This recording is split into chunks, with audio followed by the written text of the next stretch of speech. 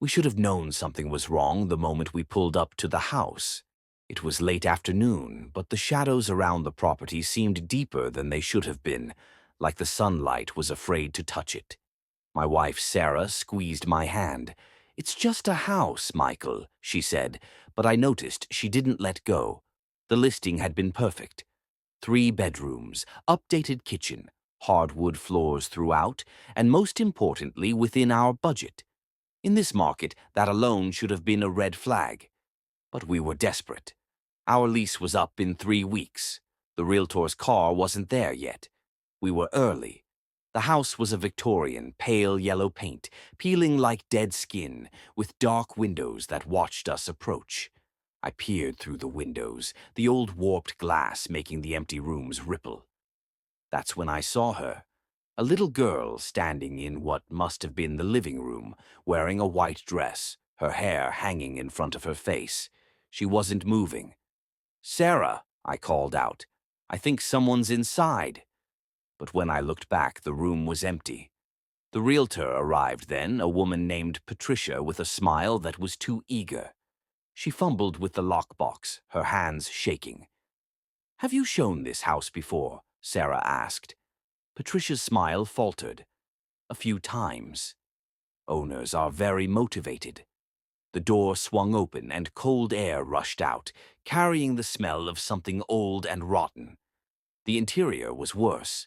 Wallpaper hung in strips, dark stains spread across the ceiling.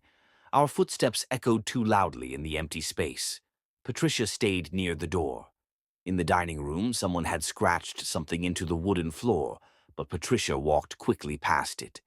"The bedrooms are upstairs," she said, but she didn't move toward the staircase. The stairs climbed up into darkness. I went first. Each step creaked, and I had the terrible feeling that the sounds weren't coming from beneath my feet, but from somewhere above us. The upstairs hallway was impossibly long, 6 doors, all closed. At the end was a 7th door, smaller than the rest. The attic. Sarah opened the first bedroom. It was empty except for a single wooden chair facing the window.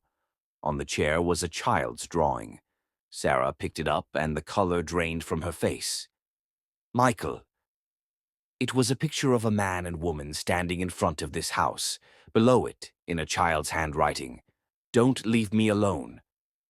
"We need to leave," Sarah whispered. But then we heard it, from behind the attic door. A dragging sound, like something heavy being pulled across the floor. And then, softly, a child's voice singing a lullaby. The door at the end of the hall began to open, slowly, the hinges screaming. Sarah grabbed my arm. Patricia was shouting something from downstairs. The door was halfway open now. I could see darkness beyond it, a darkness that seemed to move. Then the door slammed open, and we ran. We flew down those stairs, Patricia already in her car with the engine running. We threw ourselves into our car and I gunned it, tires screaming. In the rearview mirror, I saw her, the little girl in the white dress, standing in the upstairs window. She raised one small hand and waved. When we got home, Sarah searched for the address. The house had been on and off the market for 15 years. The last family who tried to move in lasted 3 days. Before that, a family of 4 had lived there in the 70s. They'd all died in the house. Carbon monoxide poisoning, the report said. But what made my blood run cold was the photograph in one of the old news articles. The family standing in front of the house. The parents, 2 boys, and a little girl in a white dress. The date of the photo was exactly 30 years ago. The same date as today. We never went back. But sometimes, late at night, we hear it. A child's voice, singing. And we find drawings around our apartment. Drawings of houses. Drawings of us. She's still waiting. Waiting for someone to stay.